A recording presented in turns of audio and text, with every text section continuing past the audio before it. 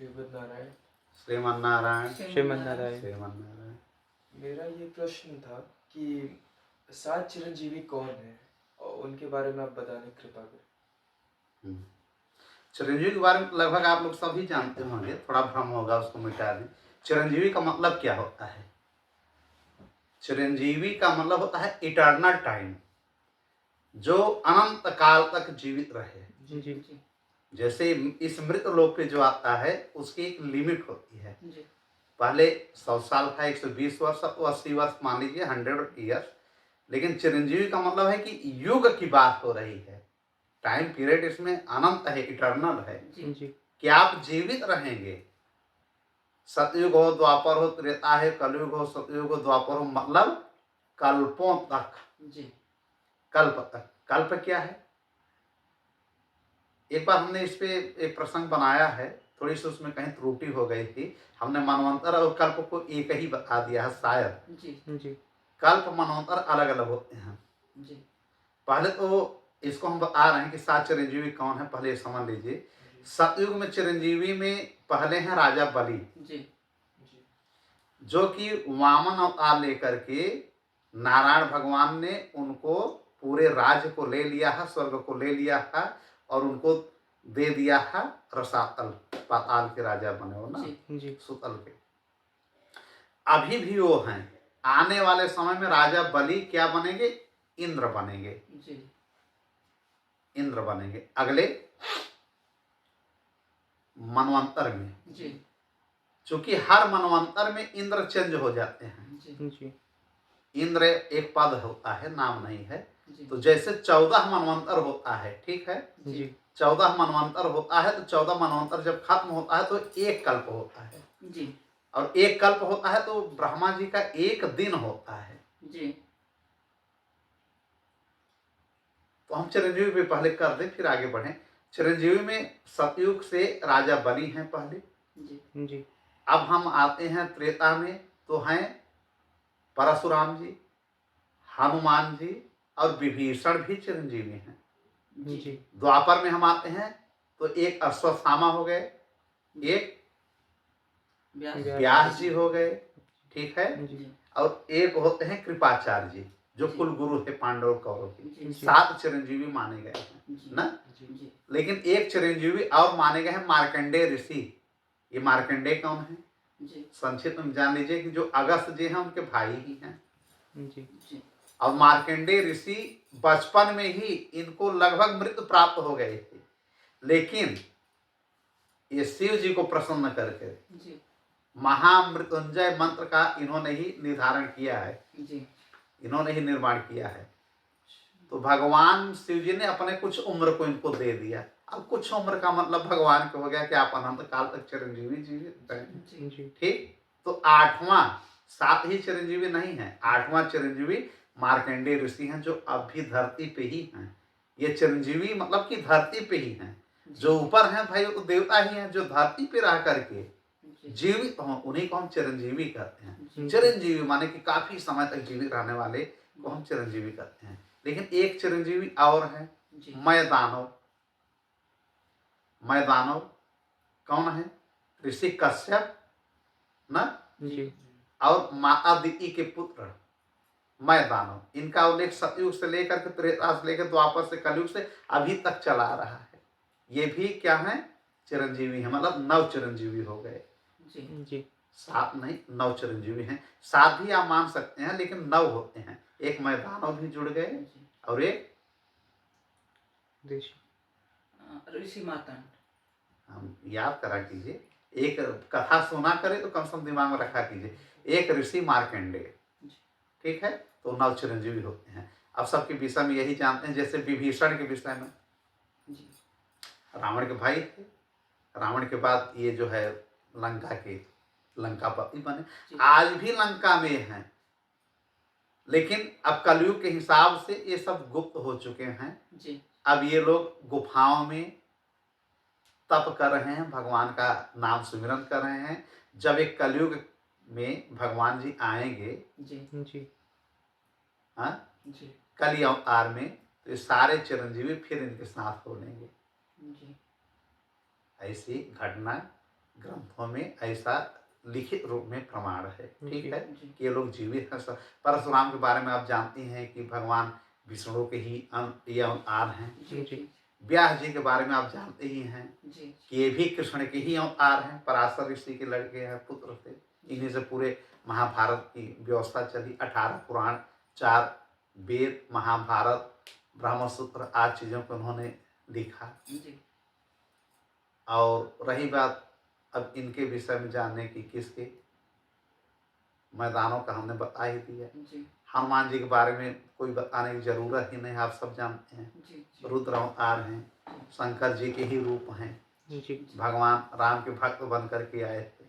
ठीक है, थोड़ा सा इसमें हम लोग ये जोड़ दें कि ये चिरंजीवी हैं, तो चिरंजीवी में क्या किया जाता है। चिरंजीवी का मतलब ये होता है कि जैसे लोग कहते हैं ना कि कलयुग के बाद विनाश होने वाला है, तो कहीं कहीं भविष्य पुराण एक है ना। जी। भविष्य पुराण किसने लिखा है? जो सुदामा जी थे, जी। कृष्ण जी के मित्र नहीं थे, अनंत भक्त जो है मित्र, जी। वही कलयुग में ये आए थे उड़ीसा में। जी। इनका जन्म हुआ था। जी। ठीक है, अच्युतानंद नाम से। जी, जी, जी। अब इन्होंने एक ग्रंथ लिखा था उड़िया भाषा में, इसको अब हम भविष्य मालिका का, उसमें उन्होंने लिखा था कि जब अधर्म बढ़ जाएगा, धर्म बिल्कुल लुप्त हो जाएगा, लगभग 5000 वर्ष के बाद, जी। द्वापर के 5000 वर्ष के बाद ही सतयुग का संधि काल आ जाएगा। जी, जी। अब कलयुग उसी समय से विनाश होना शुरू होगा। और प्रभु आएंगे, नए सिरे से फिर सृष्टि की रचना होगी, महायुद्ध होगा देशों में आपस में, जैसे परमाणु बम चलाने की बात उन्होंने किया था कि देश आपस में लड़ेंगे। कहीं कहीं तो ऐसा देखने को भी मिल रहा है। और ये 2025 चल रहा है ना, 2032 तक इन्होंने ये यहाँ तक लिखा है, कहा है कि लगभग पृथ्वी में विनाश होगा और संधियुग सतयुग का लगने की वजह से बहुत लोग मारे जाएंगे, केवल 60-70 करोड़ आबादी पूरे देश की बचेगी। जी। ये सुदामा जी लिख करके गए हैं। जी। अच्छा, सुदामा जी सतयुग में भी भगवान के साथ रहे हैं। जी। हाँ, त्रेता में भी रहे हैं, द्वापर में भी रहे हैं, अब कलयुग में जन्म ले ही चुके हैं। जी। और फिर जहां तक है भगवान होंगे तो किसी न किसी लीला में ये अपने ही उन सहयोगियों को, अपने मित्रों को लेकर के आते हैं हर लीला में। जी। हर लीला में लेकर के आते हैं। तो कहने का मतलब है कि जैसे हमारा 4 युग जब बीत जाता है तो उसी को हम क्या कहते हैं, चतुर्युग करते हैं। जी। ठीक है जी। सतयुग, त्रेता, द्वापर, कलयुग, इनकी उम्र कितनी है इन युगों की? यह चारों मिल गए, इसी को कहेंगे हम चतुर्युग। चतुर्युग। और जब ऐसे 71 बार होगा, 71 बार, तो उसको एक हम मनवंतर कहते हैं। जी। कंसेप्ट क्लियर कर लीजिएगा। जी। एक मनवंतर इज इक्वल टू 71 चतुर्युग, और 1 चतुर्युग इज इक्वल टू सतयुग, त्रेता, द्वापर, कलयुग। उम्र इनकी कितनी होती है? कलयुग की उम्र है 4,32,000 वर्ष, जिसमें से अभी हम 5200 वर्ष ही चले हैं। कलयुग अभी 5200 वर्ष हुआ है, तब इतना धर्म बढ़ा है भैया। अभी आने वाले समय में न जाने क्या क्या होगा। अच्छा, इसके बाद द्वापर था। द्वापर कितने समय का है? 8,64,000, माने हर में 4,32,000 आप जोड़ते जाइए। त्रेता के बाद द्वापर, कलयुग के बाद द्वापर, द्वापर के पहले क्या था? त्रेता। तो त्रेता कितने समय का हो गया? हाँ, 12,96,000 वर्ष ना। इसमें 4,32,000 और जोड़ दीजिए, सतयुग आ जाएगा। सतयुग कितने समय का हो गया? 17,28,000 ऐसे होगा, कैलकुलेट कर लीजिएगा। तो इतने लाख वर्ष को अगर हम जोड़ेंगे तो एक चतुर्युग होगा। अब इसी को मल्टीप्लाई करते चले, आपका लैपटॉप मोबाइल भर जाएगा। 71 बार करेंगे तब जाकर के एक मनवंतर होगा। एक मनवंतर में एक मनु होते हैं। जी। जैसे इस समय 7वां मनवंतर चल रहा है ना, वैवस्वत मनु है। हाँ, और श्वेत वराह कल्प है, ये जो कल्प चल रहा है। अब इस प्रकार से 14 मनवंतर होते हैं, और जब 14 मनवंतर खत्म होगा तब एक कल्प होगा। उसी एक कल्प को ब्रह्मा का, जैसे हमने बताया कि एक दिन होता है। अब ब्रह्मा जी की उम्र कितनी है मालूम है?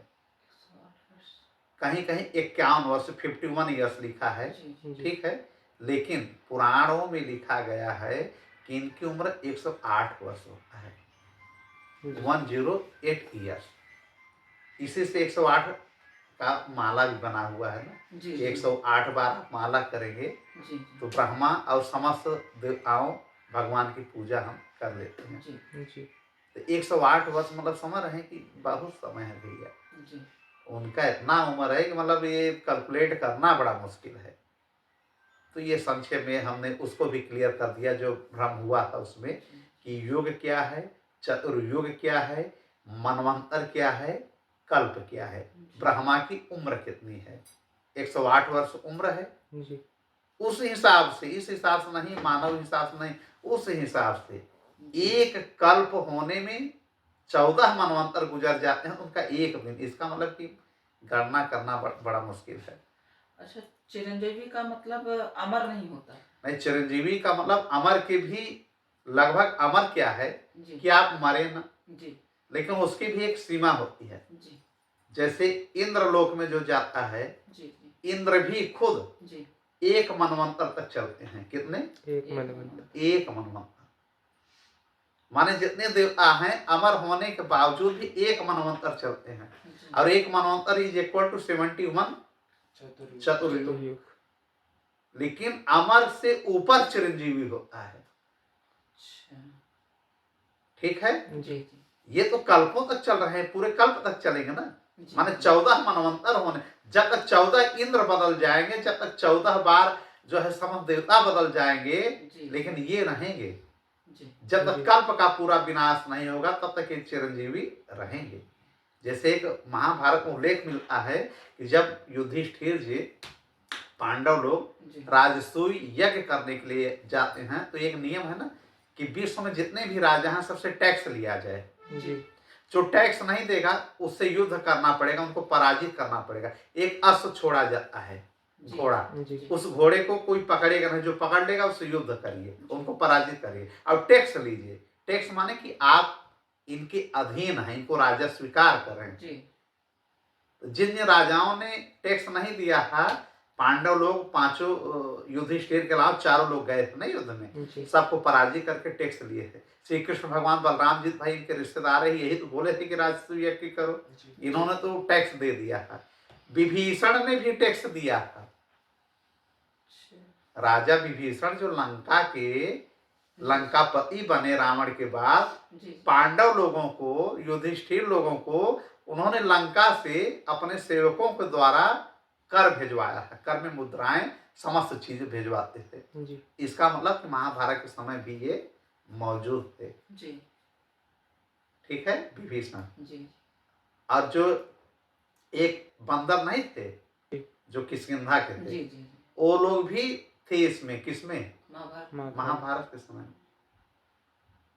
एक द्विविध थे, द्विविध और मैद। ये लोग नहीं दे रहे तो सहदेव जाकर के इनको हरा दिए थे किष्किंधा में, तब ये लोग भी शरणागत हो गए, सरेंडर कर गए और टैक्स दिए थे। नील नल जी। नल नील भाई जो नहीं थे, जो पूरे इंजीनियर थे, जो सेतु बनाए थे, राम सेतु, ये भी द्वापर में थे। नल सहदेव के बाद में जो है पुनरुसंचर बन गए थे, इन लोगों ने भी टैक्स दिया है। महाभारत में ये सुने ही होंगे, जामवंत ने युद्ध लड़ा था किससे? श्री कृष्ण जी से। इनकी इच्छा थी त्रेतावने कि मैं आपसे लड़ना चाह रहा हूँ, कहना अभी नहीं, चलो अगली बार लड़ लेना। तो ये लड़े भी थे और बाद में अपनी कन्या को, जामवंती को श्री कृष्ण से शादी भी करा दिया था। अष्टरानियों में एक ये हैं।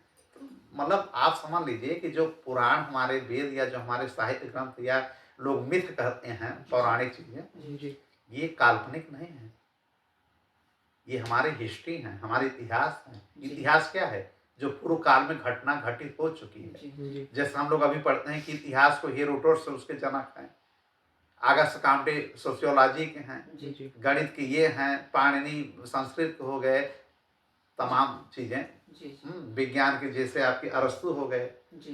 लेकिन इन सबसे बड़ी चीज हमारी ये इतिहास है कि वेद पुराण रामायण महाभारत, ठीक है, जी। और जो हमारे ये सब ग्रंथ हैं, जी। ये बीच में हुआ क्या कि जो मुगल काल आ गए या जो भी आते गए इसको चेंज करते गए, परिवर्तन करते गए, लेकिन ये बहुत ही सत्य और अटल चीज है। इसको जो गहराई से अध्ययन कर ले या जो इसको मनन कर ले, चिंतन कर ले, उसका बेड़ा पार हो जाता है, गलत सही पे फैसला करने लगता है। और हर ग्रंथ में, हर काव्य में, हर संहिता में, हर शास्त्र में, हर इतिहास में, हर मिथ में यही लिखा गया है कि ये जो हमारा कलयुग है इसमें केवल भगवान का सुमिरन करो, संकीर्तन करो, सत्संग करो, केवल नाम जप करो, सारे कष्ट, सारे दुख सब बेड़ा पार हो जाएगा। और जो बार बार 84 लाख योनि में हम लोगों का आना जाना, 84 लाख योनियों के बाद, योनिया मतलब समझ रहे हो कि 84 लाख जन्म लेने के बाद कहीं पशु, कहीं पक्षी, कहीं सुअर, कहीं बिल्ली, कहीं गिल्ली गिलहरी, जी। हाँ, कहीं कुत्ता, कहीं उल्लू, कितना जन्म लेने के बाद, कहीं पेड़ पौधा, इतना जन्म लेने के बाद जरायु से अंडायुज होने के बाद हम मानव शरीर पा रहे हैं। और उसको भी कंघी तेल पानी लगा करके केवल इधर उधर की बातें करके सब भूल जा रहे हैं। एक समय ऐसा आना चाहिए कि प्रभु की शरणागत हो जाना चाहिए। लोग कहते हैं उम्र ज़्यादा होनी चाहिए तब हम शरणागत होंगे, सत्संग करेंगे। नहीं भैया, ध्रुव और प्रहलाद की कथा आप लोगों ने सुना होगा। जी। 5 ही वर्ष की उम्र में शरणागत हो गए थे। इनको क्या जरूरत थी? जबकि भगवान ने ध्रुव को पूरा राजपद दे दिया था, 36,000 वर्ष तक शासन भी किए, लेकिन भगवान को भूले नहीं। आज भी ध्रुव तारा दिखाई देता है। 5 वर्ष की उम्र में ही इन्होंने, प्रहलाद इतने बड़े राजा के लड़के थे हिरण्याकश्यपु के, उनको क्या जरूरत है ये जंगल जंगल हरे राम हरे कृष्ण करने की, नारायण की पूजा करने की? लेकिन 5 वर्ष में ही अपने परम पद को प्राप्त कर गए। तो उम्र की कोई सीमा नहीं होती है। फिलहाल आप लोगों के प्रश्न का जो जवाब था, 7 चिरंजीवी, तो 7 चिरंजीवी के बारे में हमने पूरा स्टेटमेंट दे दिया, पूरा प्रसंग सुना दिया। 7 चिरंजीवी प्लस 2 चिरंजीवी हमने और जोड़ दिया, 9 चिरंजीवी इस समय हैं। ठीक है, ये लोग इंद्र पद से भी ज्यादा समय तक जीवित रहने वाले हैं, इसलिए इनको चिरंजीवी कहा गया है। बताएं। एक प्रश्न और था कि जो त्रिदेव माने जाते हैं ये चिरंजीवी हैं, अमर हैं या नहीं? जी। ये जो त्रिदेव हमारे हैं, जी। जिसमें एक है ब्रह्मा, जी। एक विष्णु, एक महेश, महेश मतलब शिव। जी। ये चिरंजीवी नहीं, यही तो पूरे सृष्टि को चला रहे हैं। जी। यही पूरे सृष्टि को चला रहे हैं, जिसमें नारायण हमारे प्रमुख हैं। जी। हर ग्रंथ में, हर पौराणिक जो हमारी पुराण है, जी। थोड़ा पावर सबको अलग अलग दिया गया है, लेकिन ये जो समय चल रहा है ये हमारा वराह कल्प है। जी। श्वेत वराह कल्प है ना? जी। जी। वराह मतलब समझ रहे हैं? सुअर। हाँ, जो शुकर अवतार हुआ था, जी। ये कल्प वो चल रहा है। मतलब नारायण जी की इसमें पूजा सर्वोपरि है। इसी कल्प में शुकर अवतार। हाँ, वराह कल्प जी। यही चल रहा है ना, श्वेत वराह कल्प। तो जी। इसमें नारायण जी ने अवतार लिया। हर कल्प में पावर अलग अलग मिल जाता है। नारायण ही कभी ब्रह्मा के रूप में होते हैं, नारायण ही कभी शिव के रूप में होते हैं, नारायण ही कभी 24 अवतार जो ग्रंथों में लिखा गया, वैसे तो बहुत अवतार लिए हैं, लेकिन 24 प्रमुख रूप से लिखा गया है। तो कहने वाले त्रिदेव तीनों एक ही हैं।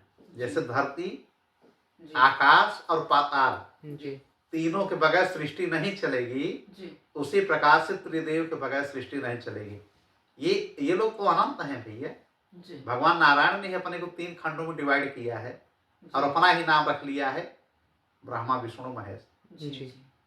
ब्रह्मा जी को तो 108 वर्ष बताया भी गया है, लेकिन शिव जी अनंत हैं, पूर्ण रूप से हैं। कल्प के बाद जब ये विनाश होता है ना, तो ब्रह्मा जी भी विलीन हो जाते हैं। यही पूछना था। हाँ, कल्प का जब विनाश होता है और संपूर्ण रूप से पूरी सृष्टि, पूरे ब्रह्मांड का जब विनाश होता है, तो ब्रह्मा जी, लेकिन एक कल्प में नहीं होते हैं। एक कल्प में मत सोचिएगा, एक कल्प में तो इनका एक ही दिन होता है। यही एक एक दिन करके जब 108 वर्ष होगा, तो एक समय ऐसा आएगा कि ब्रह्मा जी भी पूर्ण रूप से विलीन हो जाते हैं। लेकिन शिव जी और नारायण जी हमेशा प्रेजेंट रहते हैं। जी जी ठीक है। जी ये कहा गया है ना कि सृष्टि करना, सृष्टि पालन करना और सृष्टि को संयोजना, मतलब पूर्ण रूप से संजो करके रखना, ये इन्हीं तीनों का काम है। जी तो ब्रह्मा जी भी लगभग एक पद है, जी जी ठीक है। जी ब्रह्मा जी भी पद है, इंद्र भी पद है, गणेश जी भी एक पद है। जी हर बार चेंज होते हैं, गणेश कौन बनाया जाएगा, इंद्र कौन बनाया जाएगा, ब्रह्मा अगले आने वाले समय में ब्रह्मा कौन बनेगा, हनुमान जी ही बनेंगे। जी जी हाँ, हनुमान जी ही बनेंगे। लेकिन उस ब्रह्मा की उम्र अभी 26 ईयर्स हुआ है, जी 26 वर्ष जो अभी ब्रह्मा चल रहे हैं। जी जी तो 51 वर्ष कहीं है, कहीं 108 है। 108 वर्ष मानेंगे तो अभी हनुमान जी को कितना जीवन जीना है, कितने कल्पों तक रहेंगे। जी इसका मतलब कल्प की अंत में जो सृष्टि का प्रलय होता है, विलय होता है, जी जी इन लोगों को अपने उदर में, गर्भ में जी प्रभु ले तो लेते हैं, लेकिन इन्हीं लोगों को पुनः कल्प में जीवित कर देते हैं। हम लोग आए ना आए कोई भरोसा नहीं, लेकिन ये चिरंजीवी हमेशा रहेंगे, जी ठीक है। जी इंद्र आने वाले समय में राजा बलि ही बनेंगे, जी अब ब्रह्मा हनुमान जी बनेंगे जी आने वाले समय में। अभी बहुत समय है।